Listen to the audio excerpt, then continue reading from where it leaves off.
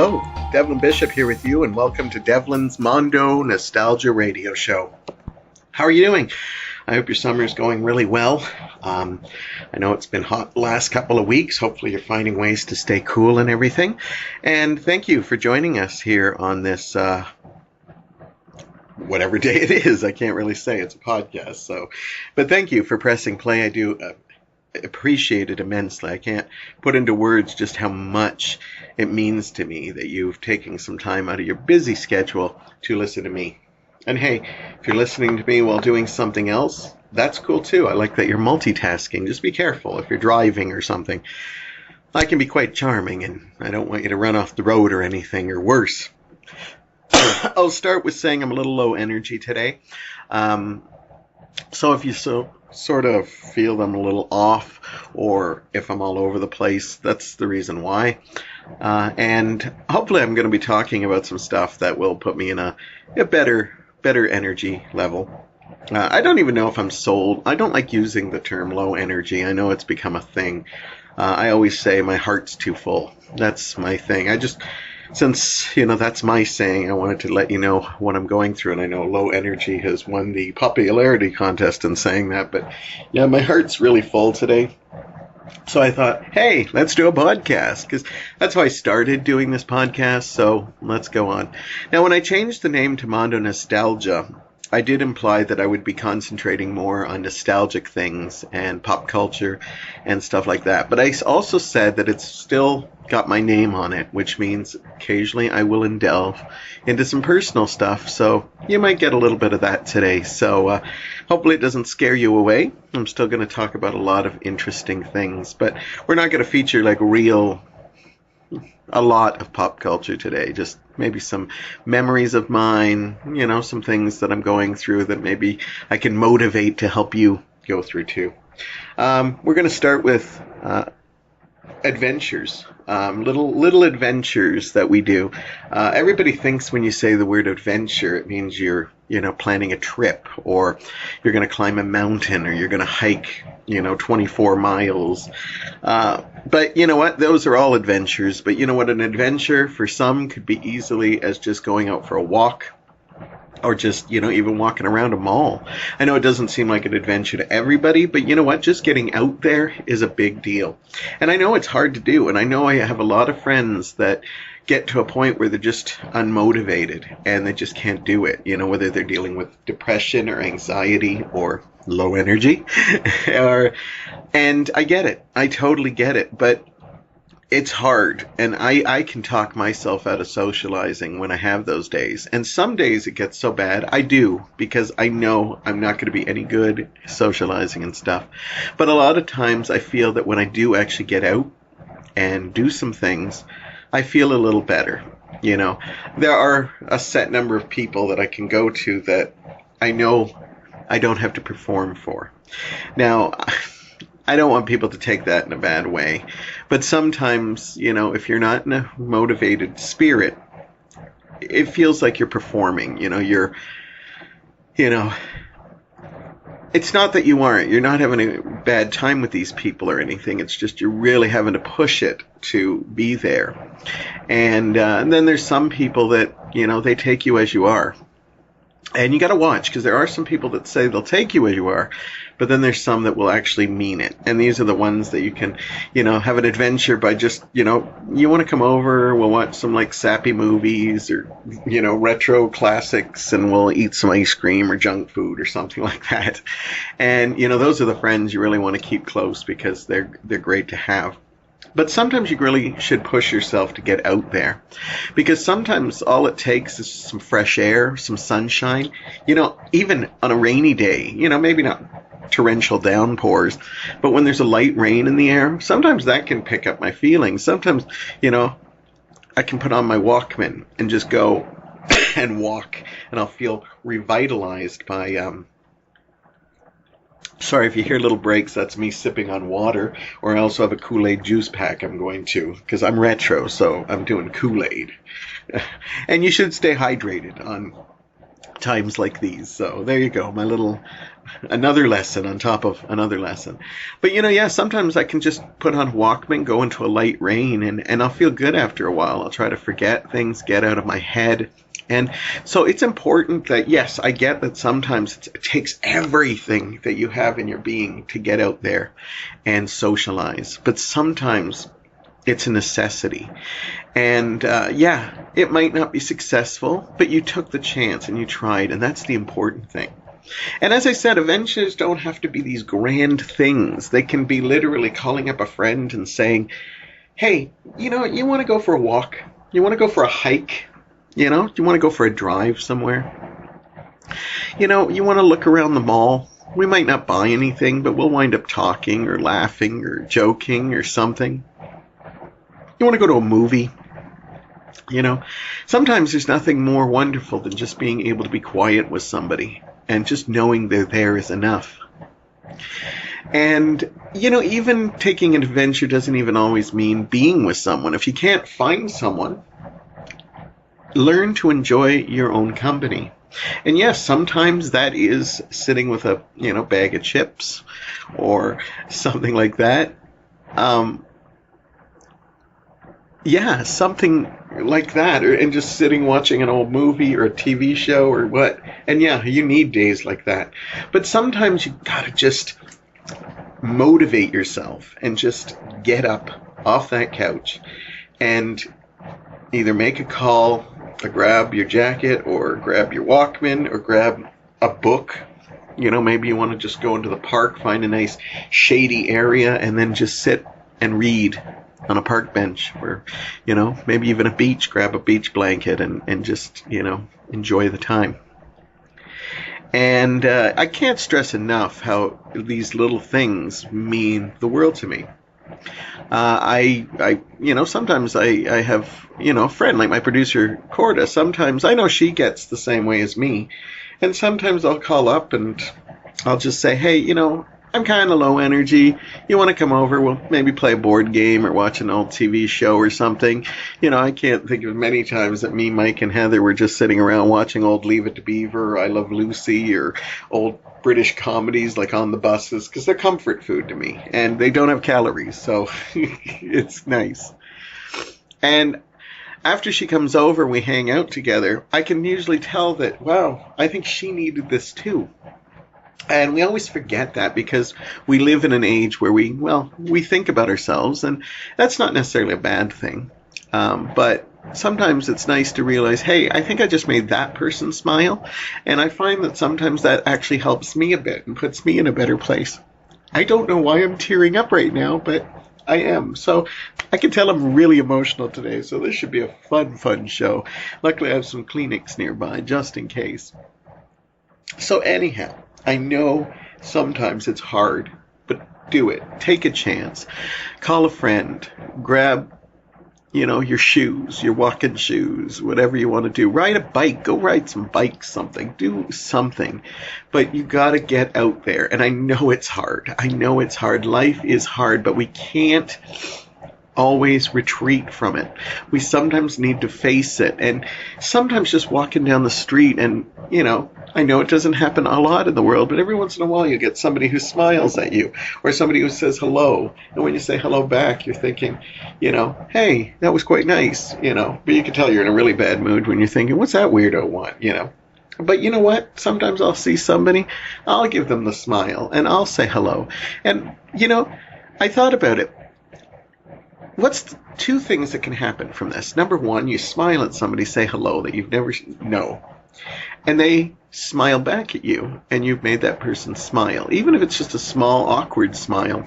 Or two, they have a funny story to tell, or like, what's that idiot want, They have now got, some guy said hello to me and smiled at me, and people like to revel in little stories like that. So I've either made them give me a quirky smile back, or two, a genuine smile, and we'll add a third one. I gave them a great story about, hey, this idiot said hello to me. And hey, it's a story. It's something. I matter in the world. They matter in the world. We've connected. So get out there, do an adventure. I prefer that you finish listening to my podcast first, but If you're really low energy and I've just inspired you, I can't really stop you. And the good news is you can pause or stop this and come back to it later. So yes, I've just inspired you, leave this podcast immediately. But if you can wait a little bit, go on. I'm going to try to inspire you more later, but I got to go down memory lane because Mondo nostalgia. I got to put a little nostalgia in an episode. Oh, I'm breaking up. I think I need another drink. Anyhow, I wanted to talk a little bit about camping. I don't know why, and I apologize. As I get older and I have more and more episodes, I'm preparing my Kool-Aid, so if you're hearing a wrapper, I'm taking the straw out. Boy, we didn't have, little packets of Kool-Aid when we were kids. We always had to, get the jug out and put the 8, cups of sugar that we needed. Anyhow, I may have talked about these camping stories before, and I apologize right now in advance. If you have heard this story, you can fast forward or rewind. Yeah, that's always a good one, Listen to my last segment again. It was good. I was pleased with it. Hold on, I got a frog. I'm going to drink Kool-Aid here for a minute. It's cherry, if you're interested. If you have to know everything about my life. Yum. Okay. When I was a kid, I was a big orange and grape fan, but as I get older, I really like the cherry. Yeah, I'm running out of things to talk about. No, I'm kidding. This actually is a nice segue, because I'm sure I drank lots of Kool-Aid when I camped. Now, first of all, if you're picturing me camping, you're probably laughing, because in past podcasts, I've mentioned how I'm really not the biggest fan of camping or the outdoors. I love the idea of it. But at the same time, I don't like the concept of it. You throw me some insects or some bad weather, and I'm out of there. But when I was younger, I actually did get a chance to go camping with a family. Now, the first time we went was kind of a nice experience. Actually, all the times we went were a nice experience. The family was named the MacLeods, and they used to have this camper. And I wish I had a better memory on exactly where we went. I know we were... I want to say we were in Timmins, but I could be wrong. We were definitely at the place where the Big Nickel was. I should have done some research, but I was lazy today. As I said, low energy. Looking at fail videos rather than researching for where is the Big Nickel? Anyhow, I know we were up there and we went to several campsites and they had a canvas trailer. And I know I have talked about the trailer before because I remember how they'd always freak me out because of the fact that they'd always say, whatever you do when it rains, don't touch the canvas because it'll make it drip. And, as a kid, you're kind of like, really? I don't believe that. So, when you're lying there trying to sleep in the canvas trailer, you can't help but want to touch it. I was a good boy, never touched it, but I have seen it happen with other people, so I do know now it does work. So kids, do not touch it. Do people even use the canvas trailers anymore? They're basically like a metal trailer, and then you fold it up, and it has places where you can sleep. I never ever stayed in a tent overnight. I kind of like the concept of that, but then when my head thinks of, again, insects or crawly things that are crawling, it kind of puts me off. But I do actually like the concept of it. And hey, when I see guys telling me, yeah, I like to go and just grab a tent and some sleeping bags and go up, I probably want them because I think that's kind of hot, that whole getting back to nature. But me, not so much. But hey, getting back to nature for me is when we went to these cottages, I remember there were community bathrooms. So, you'd hook up your trailer and stuff, but you'd still have to walk to go to the bathroom a little bit. And I remember there was community showers, and, you might be wrestling a bear in the forest, but there's nothing more natural than going to a community shower where you don't know who the hell's been in there, foot fungus. I have foot fungus, nail fungus on my feet. I could date back to the 70s when I was a kid. But anyhow, I loved going with the MacLeods. And I remember one time, I think we went for about a week, and every couple of days we'd move to a new trailer park, and we'd just, and it was a lot of fun. The MacLeods were neighbors of ours. I was friends with David, and I also knew his siblings, Marianne, Teresa, and Steve, and they made me feel welcome. The parents, Ray and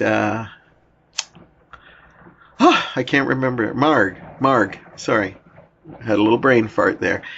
We just had, they treated me like their family, and they just said, hey, does Donald want to come with us? And I was so naive. My parents and family never went camping, so I didn't know what to expect. But they were wonderful, and they let me go. Like, I was kind of a little bit of afraid of David's father, Ray. When I got older, I got to know him and saw that he was a real sweetheart. But he was a real big, gruff Italian man. And he was no nonsense. And he scared the crap out of me. So if he told me something, like, that's probably why I didn't touch the canvas tent. Because of the fact that I was frightened by it. He was a big, overbearing man that scared the hell out of me. When I was a kid, I actually thought of him as Fred Flintstone a little, because he used to work in not a gravel pit like Fred did. He didn't ride a dinosaur or something, but I remember him taking us to his work, and it was like these big... Now, I could be getting this wrong right now, and if you're a Masalio listening to this, I do, but it was kind of like a gravel thing, and I think he drove a big machine, but I'm not up on my construction machine, so I apologize for that. But they were wonderful, and they always treated me like family. Now, I had never been away from my family without them. So, when you're a kid, you're like, yeah, this is going to be great. I get a little bit of a break from them. I'm with the Masalios. I really like them. And then, I liked all the Masalios. They're wonderful people. Stephen, the older brother, he was friends with my brother Paul. When we first kind of met on Fife Street, we had an altercation, and he made me cry. And he realized instantly I was a sensitive person, and I thought he was a bully. But I have grown up with that man since, and been to his home, and he is the sweetest man. And we became, better friends as the years went on. But he has become such a sweet family man, and I can see he instills a lot of the values that his parents did to his kids. He also, adds to it, because we grew up in the 70s, so our parents did some old school things that they don't do, but it's great to see them all grow up and stuff like that. Anyhow, so I was all excited going camping. I'm going camping. And then, I literally remember when we were driving, we weren't even out of the city yet. We were probably not even a few blocks from our home, and I remember they had I think it was CKOC on or something, and Ingle, Dan, and John Furcodley's It's Sad to Belong came on, and I just got homesick in a big, big way. And, that song is like, it's sad to belong to someone else when the right one comes along. And for some reason, I got thinking, hey, I'm with a different family. I don't know these people as well as I think. Oh my God, this is going to be terrifying. I kind of miss even my brothers at this point. But, you start having fun and hanging out, and it goes away. You have spurts of homesickness every once in a while. And in fact, I still get it. Crazy enough. I think it's called anxiety now. But I still get it. And there are times that I have overwhelming feelings of missing people. So, anyhow, back to the fun stories. So we'd go to these campsites, and it was always neat, because each campsite had different things. Sometimes they had bingo. Sometimes they had a beach or a lake. Sometimes they had, movies. Dawn came, they'd put up a screen, and we'd watch movies. And I remember watching, certain movies. I was just excited to be under the stars. I used a lot of Raid, and back then it was probably really toxic. I actually love the smell of Raid, but I can't even imagine the stuff it is. Like, now you put it on, it almost smells like a cologne or a perfume. It's quite nice, but I remember it had this really harsh, thick smell to it. Later, they upgraded to a camper because they realized they loved doing this. And I remember they actually were in a permanent campground named Olympic Village. I don't know if it's still there. It's just before Waterdown. It might actually be in Waterdown. I could be wrong. But anyhow, I know it's I want to say up Clapperson Corners way, and then you go out a little further. It's actually pretty close to Hamilton, but it's a nice getaway for them. And I remember going up there a couple of weekends. But I remember the first weekend I went up there. For some reason, I'd like, these are the campers that, basically you go in and you see a little place that, they're very small. There's a bathroom. You see maybe there's a master bedroom. Then you see like a kitchen area. Then you see maybe a lounge area, like where you can sit some people. And then a small kitchen. And every cupboard, you've got something in because you have to utilize such a small space. And then when night came, we'd fold out like the kitchen area, like where you ate, and then the lounge area would also, and then you'd have multiple things. And I think Steve actually stayed out in a tent, I want to say, maybe even the canvas trailer, I think. But anyhow, and I remember one year I had to sleep up with his sister Teresa. And it was up, like you actually pulled this compartment down and there was this bed there, and it kind of freaked me out because I was afraid of heights. I also, I had slept in my brother's room a couple of, we actually shared a bedroom for a while, and there was a time when I remember being young, we actually shared a bedroom and a bed. But we shared it up there, and it was kind of weird because I'd never slept with anyone like that before, except like David I slept with. He was my friend. He was a couple years younger than me. But I remember I woke up with a bleeding nose. And I just remember that, Marg was right there, making sure I was okay, checking, getting my clothes changed so I could, didn't have big major blood stains, and holding my head back. And I remember Ray was making little jokes about it, because that's what Ray did. And he said, I may have to have a talk to this boy. I think he came on to my daughter and she punched him. And so this kind of became like a joke in the thing. But it gave me a little bit of anxiety because I was nervous about this. And now we're going back to like me being about 8 or 9 years old here. So there was no real, truth to it whatsoever. But it worried me because, as I said, Ray kind of freaked me out a bit. But, it took me maybe a couple of moments to realize that it was only a joke, and, and so I have so many great memories about that, and that's why I wanted to talk. It being summer, I thought it'd be nice. I actually was going to talk about other things, but I have so much to talk about on this. I remember doing stuff like lawn darts. I know it's frowned upon, but it was actually one of my favorite games. I think because it gave me adrenaline, being a scared little kid. I always feared that the lawn darts would hit me, because if you remember what lawn darts were, these are the long darts that you could just kind of lob, and you throw them quite high, and you try to get them into this, like a hula hoop ring.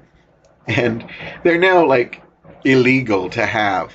But we were kids. Nobody got hurt when we played it. I'm guessing somebody got hurt out there because that's why it's illegal now. But I actually really kind of liked lawn darts, but I always feared that they were going to hit me and stuff. But I remember being out there always pretending like I was a superhero, and these were my weapons. I was like lawn dart man, and yeah, it was a little lame. I also remember watching the royal wedding between Prince Charles and Lady Diana at the time. At the campground, because they eventually got a little TV, and it was not the greatest day, or it was not early in the morning or something, and I remember eating cereal and watching the royal wedding, and that's a memory I have there. I also remember that, we'd go out, and I don't remember swimming a lot in the lakes. I liked when they, usually a lot of the trailer parks, if they had a lake, they also had an indoor pool, and I would count the minutes. I didn't swim very good, but I loved being in the water, and I'd count the minutes till it was like, okay, they're opening up the pool, and it's going to be open for 2 hours. I remember just being, they'd open it for intervals so they could clean it, probably because it was a very big cesspool at the time, but I didn't care at the time. I just went in and had a good time, Still hate people cannonballing. I understand it's fun and do it, but I hate when people cannonball next to me, because I'm trying to just swim, relax, float, stay afloat, because I can't swim. and then just having somebody cannonball. But I like seeing the people having fun, so I'm not a total prude. But yeah, I remember that. And then I remember sometimes rainy days would come, and we'd just be stuck hoping and praying it would be like, stop raining, because we didn't care if it was muddy. We just, the rain was a bit of a downer, but they'd always have some comic books, and that's where I discovered a lot of like Green Arrow and some Batman and some Richie Rich, a little bit of everything, and it was a nice memory.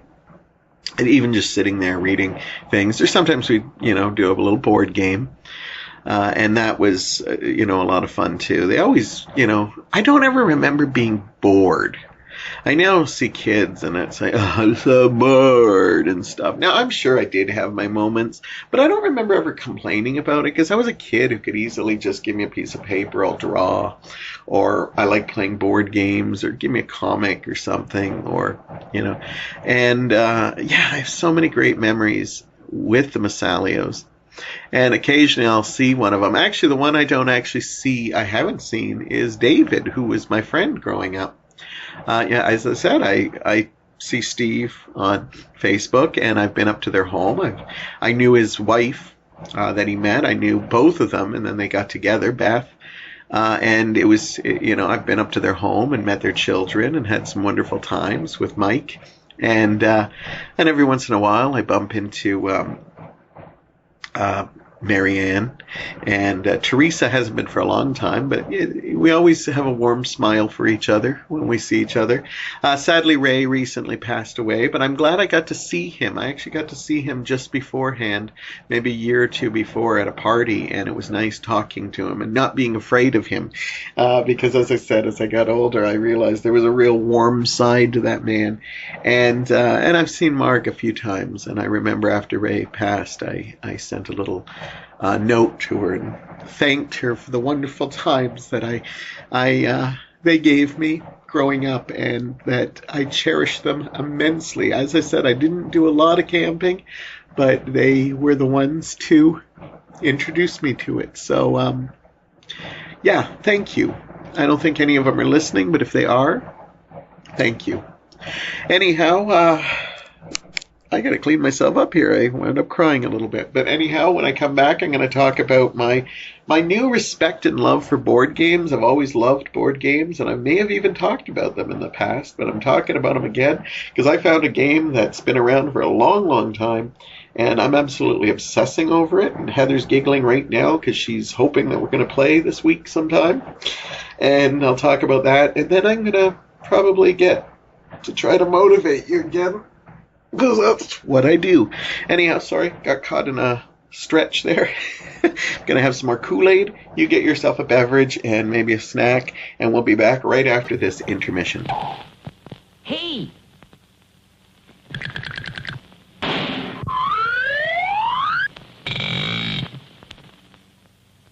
They're ready, folks. For refreshment that is great. If it's early or it's late, it's Orange Crush, the drink that's extra good. Fresh fruit flavor. That's for me, it tastes better. Naturally. Orange Crush, Get some right away. Visit our refreshment stand right away for delicious Orange Crush and all kinds of good things to eat. Welcome back. You're listening to Devlin's Mondo Nostalgia Radio Show. I guess it could just be radio, but I just accidentally forgot the word show at the end of it. Anyhow, did some reminiscing in the first half, and no reminiscing this time, but this might cause you to have some memories, because I talked recently about board games. In fact, I've talked a couple of times about board games, and recently a friend of mine, Damien, suggested we do a retro board game night, and we did play one new game, but a lot of it we tried different games, like Trouble, played Monopoly, which I haven't played in ages. I remember there was a time I was sick of playing Monopoly, and then it was nice actually playing it again. We played, I can't even remember, Dominoes, lots of things, Yahtzee. Yeah, and it was a lot of fun, but it actually, since that night, we've actually played board games once in a while. As I said, sometimes I want to hang out, and so I just call Heather. Luckily, she lives very close to me, and she just comes over, and then Mike, me, and her will play. I remember one time we were playing dominoes, and I just looked and said, I think this is our golden years right here, listening to music and playing dominoes. So yeah, it's been a lot of fun, and we've explored some new games. I picked up the game of life because I remember how much I love that game. I picked up a game called Careers. We haven't played it yet. I remembered I enjoyed it, but I'm not sure. But we haven't played that one yet. And yeah, so luckily with being at Value Village, I can find a lot of board games. And if you do go to a secondhand store, it's a great place to get board games, but remember to always check because there's so many pieces involved that sometimes, you get it home and you're like, I'm missing the thimble in Monopoly or something, which that's no big deal. But when you're missing something pretty pivotal to the game, could be a bad thing. So anyhow, recently I discovered a game, and I shouldn't say I discovered it because it's been around for decades, and I actually remember playing it in the 90s. I stayed overnight with some friends of the Shibers. Yes, my parents carted me off to different people quite a lot, but I remember playing with the Mother Grace and Una and Tia, who were friends of mine, and I remember playing this game with them, and I remember really enjoying it, and then that was it. Never played it again. So, as I said, I've been searching around for new board games, and every once in a while I find one and add it to our collection. And then one day, I was at the dollar store, and I saw Uno. And I said, I don't know if I'm pronouncing it right, but Uno, I'm not sure. But anyhow, I decided let's pick it up because I remember enjoying playing this game. So, one morning, I was not going into work that day, and I asked Heather, hey, you want to come over? We'll try that Uno game. So we read all the rules and got the cards. It was like a little travel set, so we were shocked at how many cards you got. And then we played this game, and we absolutely adored it, because you can play it for 2 or 10 people. So we loved it. So later that night, I called Heather back over, and I said, why don't we play it with Mike and see how it plays with 3 people? And Mike, it's always hard to tell what he feels, but he seemed to like it a lot. And we've played it now, we've had a couple other people join us, and it's become our kind of go-to obsession game right now until we find another one. But we used to be dominoes there for a bit, and it was just, it's a lot of fun. And I bring it up to people, and some people are like, oh, I love that game. Even young people. Like I recently, some people brought board games up to my register, and I was cashing them out, and I said, yeah, we've been getting into board games and card games, and I said, have you ever played Uno? And she goes, oh, my granddaughters love Uno. So I love that it's been around for so long. I kind of wish I discovered it a long time, but hey, I wasn't playing board games back a couple of years ago anyhow, so I'm just glad I found it now, because it's nice, because I sometimes rely too heavily on the TV or the computer or YouTube to entertain me. But it's nice sometimes just putting some music on in the background and just playing a game where you're like talking and having a lot of fun, giggling, And I highly recommend it. I don't care what the game is, but I will promote it. If you've never played Uno, you should give it a try. It's got so many variations to it. It's like somebody said, I'm going to take my favorite bits of other games and just put them into one card game. Like, you're picking up cards. You got like cards that are wild cards that can change the suits. I can't go into totally everything, but this game changes the direction of like how you're playing and stuff. You can miss people's turns. I have a friend named Dave that we're always like, oh, he's going to love this game. There's too many games, cards in it that could easily offend, as in you're going to miss your turn. And but it's so much fun. It's just, it's a good time. And I just want to promote, the use of board games, because I'm starting to see more and more. Like, I've talked about how these game cafes have been opening up, and in Hamilton we have a Gameopolis down on King Street, which I have talked about. I haven't actually been in it, but I like that they're promoting it. And they don't just play vintage games. They play like role-playing games. They play a little bit of everything. But I recently found out, and hopefully it doesn't close after I talk about this right away, which happens, but I noticed they have a Japanese board game cafe on Main Street, just almost up around the corner from Gameopolis. And I thought that's really cool that they have that. And, you know, you can try some new games out and stuff like that. I'm sure Japanese just call it games, but for all purposes, it's called the Japanese Cafe. I don't know. They probably have another name, but it's in Japanese, so I can't read it. Kool-Aid break, sorry. I'm just glad that there's no big jug coming through the door. And as much as, you know, it was fun to watch on TV, you kind of, as you get older, you realize that's just blatant vandalism. Kool-Aid jug just coming smashing through the door when you yell, "Hey, Kool-Aid." Anyhow, talk about going off on a tangent.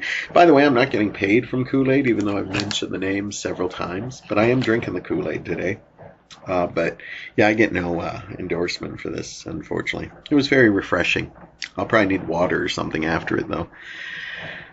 So I'm seeing more and more people at Value Village buying board games, especially when they go up to cottages and stuff like that.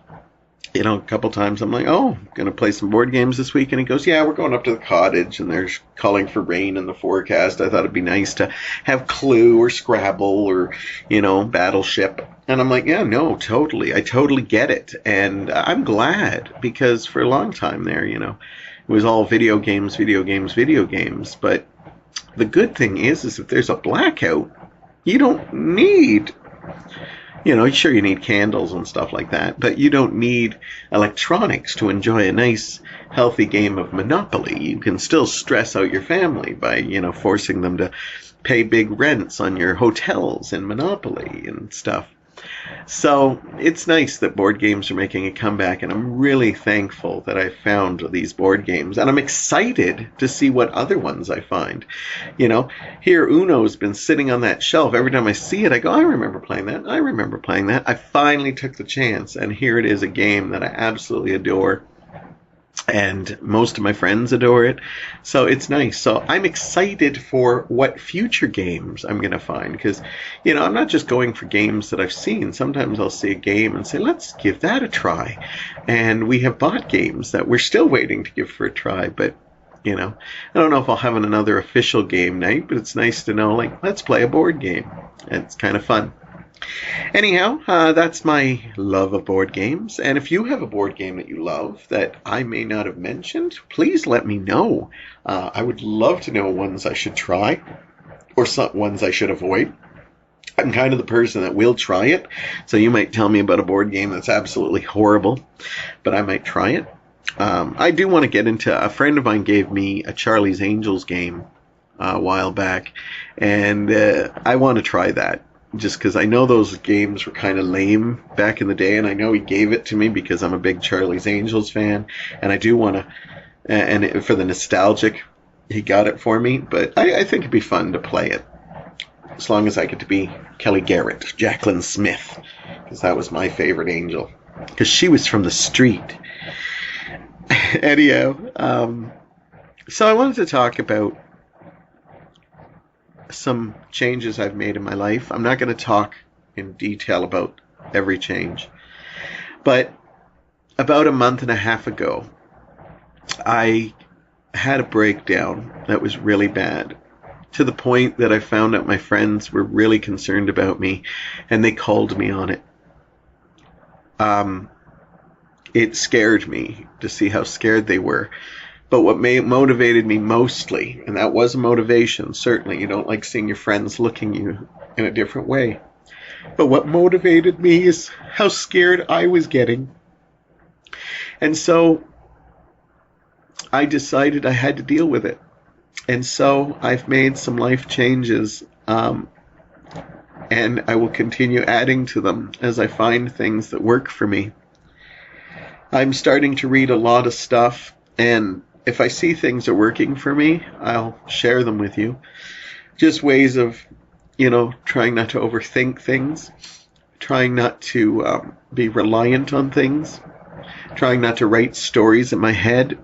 Writing stories in your head is when you're like, you know, you sent out an email and you haven't heard from them in a day or two, and you start writing these elaborate stories of why they haven't, and then usually when they write back, you know, they have a really good reason why. sometimes they don't. They're just, life gets in the way.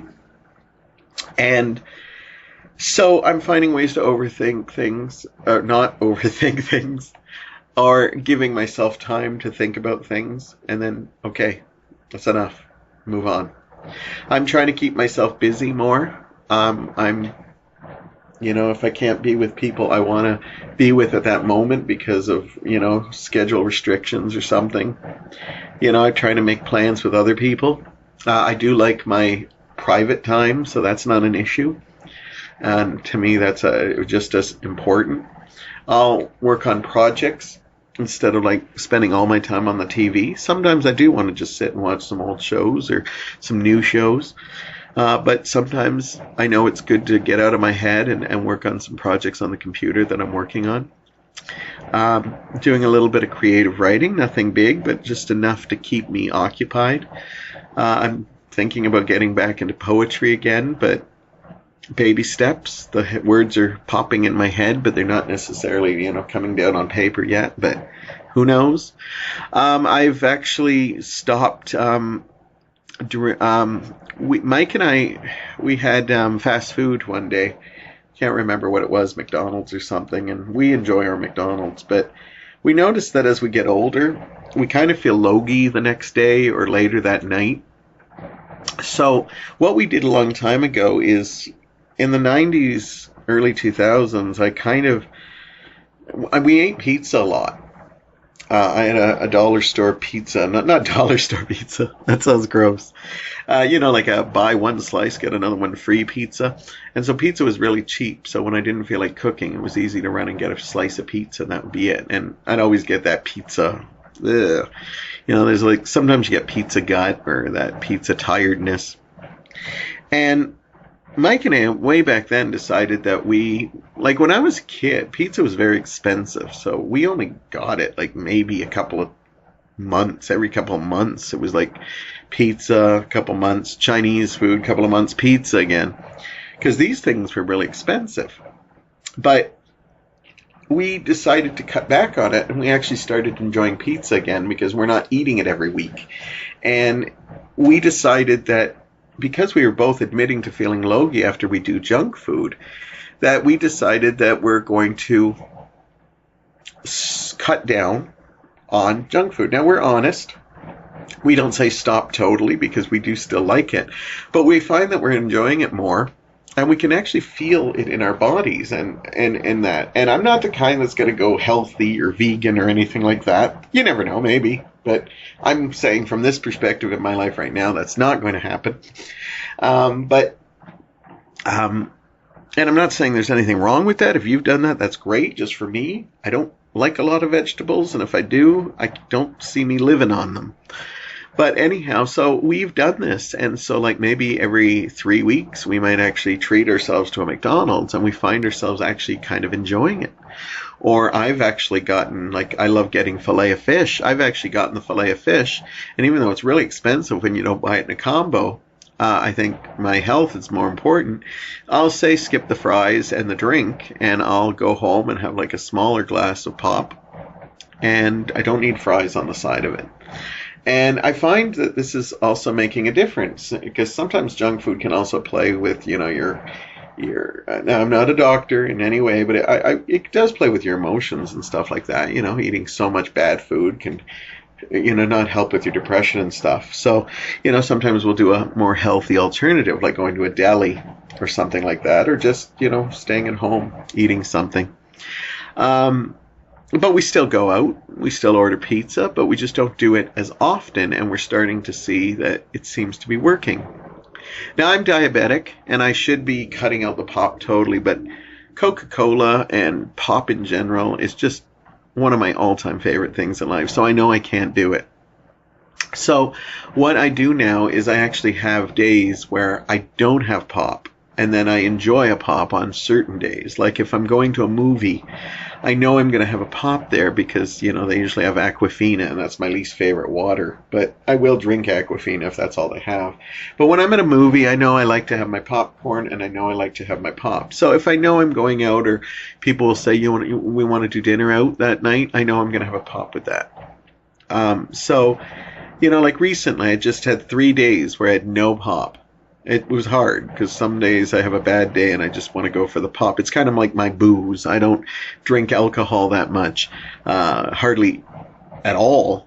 But a nice Coke goes down so good on a bad day. So anyhow, I've done that. So I've had 3 days, and then the Saturday I knew I was going out with friends, so I knew I could have a pop that day. Sometimes I overdo it though, but I'm still learning. But I think it's helping because people have told me, I think you're losing weight a little bit. And recently I had to go to a higher drug medication for my diabetes because I was getting a little heavier and stuff, and they were getting worried. And this stuff, I was like, I got to get off of it. And after a couple of months, they checked me out, and my numbers were incredible. And the doctor said, I think you are losing weight.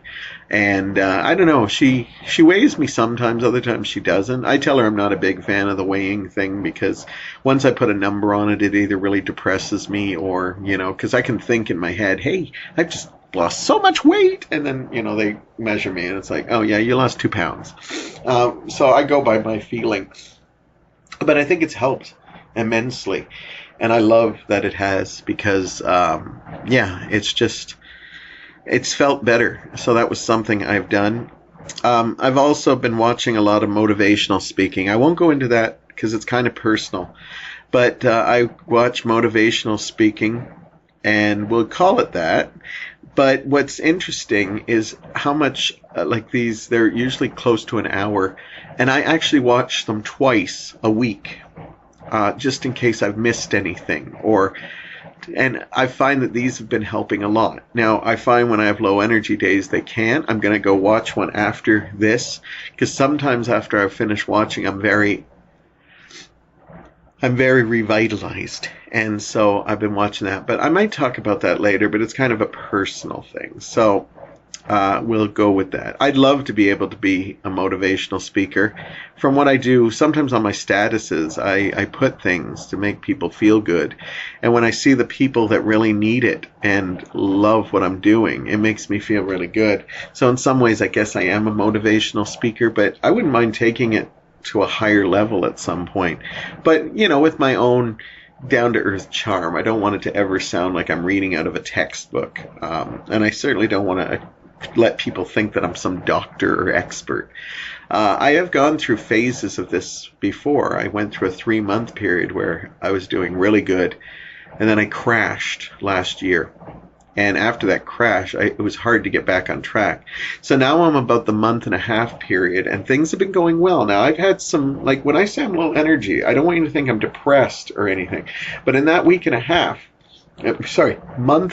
let me pat myself on the shoulder a little nicer than that. I haven't had any feelings of wanting to take my own life or killing myself. I get blue, but they don't last. Usually, sometimes after a few hours, I'm fine. I'm finding ways to deal with things, and they're working for me. I would just suggest, if people wanted to know what I'm doing and asked me point blank, I would tell them, but I would also tell them, this is what's working for me. That doesn't mean it's going to work for you. People have told me about the medication, and I've talked about it before. I did a depression episode a couple of months ago that became, a lot of people watched it, and I was so thankful they did, and tried to explain what I go through when I go through these periods. And it was therapeutic for me to do. And so now I'm a little showing, where I'm coming from that, because I don't want to get to that dark, dark, dark place again. But I haven't been in the last month and a half. And I've called this the fight of my life, because I know this is a fight I'm going to fight for the rest of my life. Now, I've talked in the past that for me, I won't do drugs for it, or I have not gone to a specialist to be diagnosed to see if I'm depressed and stuff. I'm glad if you are and you're doing it. I don't look down upon you. It's not like I'm anti this. For me, it's not what I want. That being said, I've also told people close to me that if I can't control this with learning little things and trying to be a better me, I will seek those things. but it's at a if I really need it kind of basis. And right now I'm trying to just hold my shit together. And it's working so far. But as I said, there's a reason I call this the fight for the rest of my life, because I know it's not going to magically, hey, I've done all the homework, I've done all the legwork, and it's all coming together. Yes, it has been working, but I know I'm going to be dropped into that real darkness at some point. But I'm hoping I'm going to be ready to deal with that. And do what you got to do. There's lots of information you can read, or if you don't feel you can do it yourself, then you need to get that help. And as I said, if I feel that I can't do it, I will get that help. I just have my reasons for not doing it, and I stick by those reasons. But that doesn't mean I'm telling people I'm against drugs or against. I'm very proud of my friends or people who tell me that they went on drugs and it helps a lot. I'm very proud of you. It's just for me, I've made the choice that this is not how I want to deal with it. But that being said, if I can't control it myself, then I would or will. But it'll be a hard day because it's something I really don't want to turn to. One of my biggest things right now I'm going through is trying to lose my grip on my friends. It doesn't mean I'm walking away from them. I'm going to love them just as much as I have. I'm going to be there for them when they need me. But I've come to terms with the fact that there are some friends that just won't be there for you when you need them. And sometimes that bothered me. But I realize that's my issue, not theirs. Maybe they just don't know how to deal with it. Maybe it's easier just to say, I'll be there for you no matter what. Even though whenever you're there, you reach out for them, they're never there. But they still mean well. So I've talked about it before where you have to rely on yourself, and it's hard. So now I'm trying not to be so needy, not to always talk about my bad feelings when I'm around them, or on times where I am feeling needy, trying not to look like it, like sending a little messages like, I really hope we get to spend time together. I need time. I'm tired of begging for people's time when there's other people that want my time. And so I'm trying, and it's very hard because I love people so much, and people who are really close to me I absolutely adore, and it's hard trying to loosen that grip. But as I said, I'm lucky that I have a couple people in my life that I do know will always be there for me when they need it, and it's not just words. And sometimes I don't need them to come solve my problem. Sometimes it's as easy as, hey, let's watch a movie together. Let's go down Ottawa Street together. Let's go play a game. Get some Uno in. And I'm thankful for those friends. But they don't have to solve my problem. Sometimes I want them to just be there. But my problem is I want everybody to be there for me. And I'm trying to get out of that. I'm trying to realize that they have lives. They have other people they need to spend time with. And that doesn't mean they love me any less. In my head it tells me that, they don't want to see me as much anymore. Even now, it's when I get a rejection, even if it's handled in the best way, and it's not even a rejection, it's just telling me, well, things have been busy and stuff.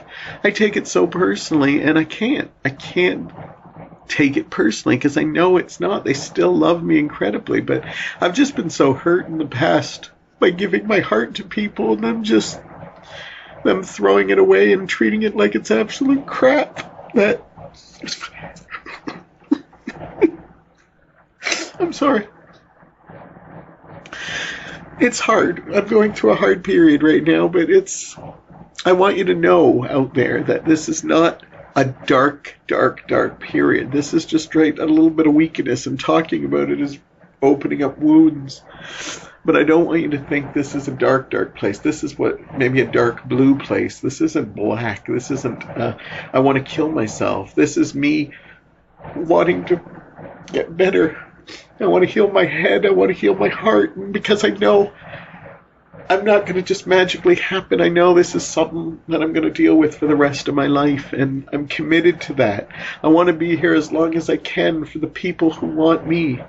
And I'll still be there for the people who can't be there for me.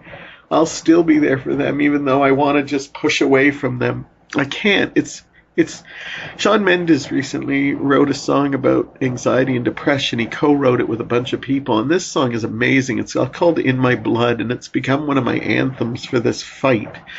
And it's talking about how you want to give up and you just want to end things, but it's just not in your blood. And I've been born a survivor. I've survived a lot of things. I've survived, cuttings. I've survived, suicide attempts. I've survived, abuse. I've survived so much. I've survived people treating me like absolute dirt. But I've survived it all, and I remind myself that. So I'm going to make it through this. I just constantly keep growing, constantly try to find ways to deal with it, and I will do it. And if you are feeling the same way, you need to do it too. And you can't always rely on everybody in your life, because there are people that will not be there for you, even though they say the pretty words and stuff. You know darn well when you put a status that's dark on your thing, many people don't like it. But you see, there are people that do. And that means I don't know how to help you, but my heart's going out to you, where a lot of other people are just, ignore it. He'll be fine. He'll be fine. He'll be fine. I understand why so many people die from suicide, because so many people turn their back on you. They care about you, but they have other things in their lives, and they don't want to dwell on that. But look for the people that do, because they're the ones that'll help you through. But your best friend in all this fight is you. And that's why now I tell you to go get an adventure.